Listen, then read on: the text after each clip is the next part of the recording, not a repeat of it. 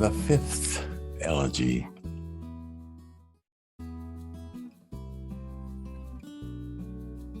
But who are they?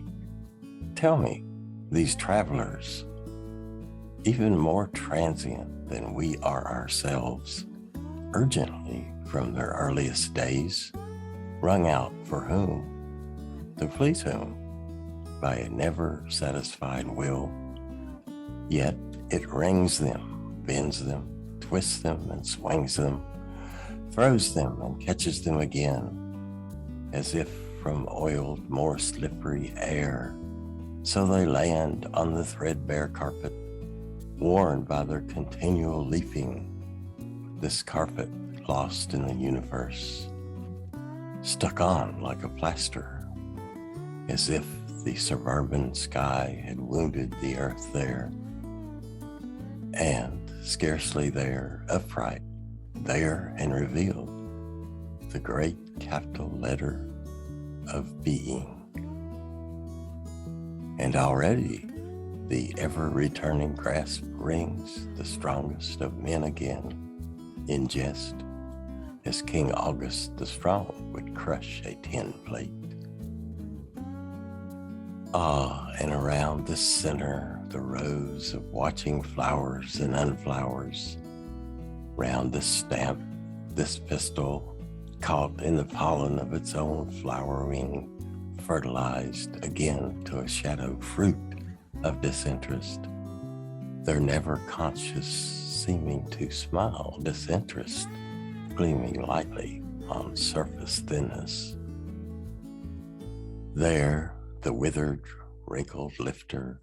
an old man, only a drummer now, shrunk in his massive hide, as though it had once contained two men, and one was already lying there in the churchyard, and the other had survived him, deaf, and sometimes a little confused in his widowed skin. And the young one, the man as if he were the son of a neck and a nun,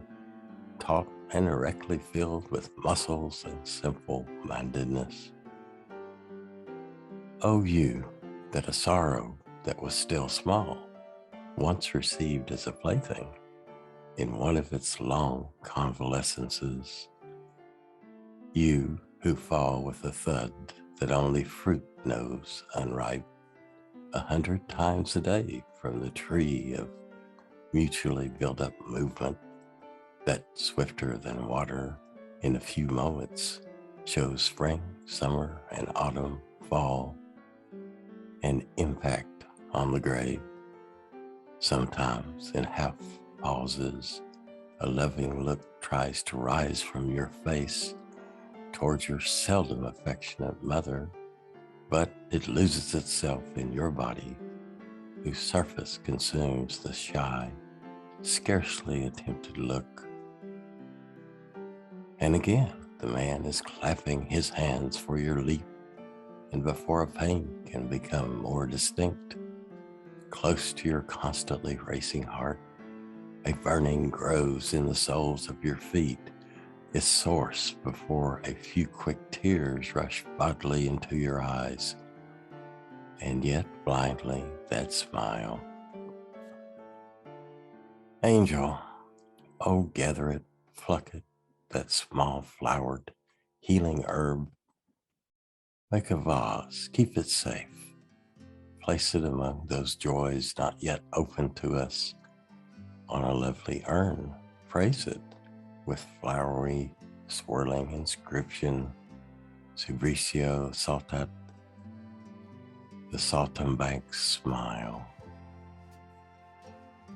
You then, beloved, you that the loveliest delights silently overleapt, perhaps your frills are happy for you, or the green metallic silk over your firm young breast feels itself endlessly pampered and needing nothing. You, market fruit of serenity, laid out endlessly on all the quivering balance scales, publicly beneath the shoulders. Where Oh, where is the place I carry it in my heart, where they were still far from capable, still fell away from each other, like coupling animals not yet ready for pairing, where the weights are still heavy, where the plates still topple from their vainly twirling sticks. And suddenly, in this troublesome nowhere, suddenly, the unsayable point where the pure too little is changed incomprehensibly, altered into that empty too much,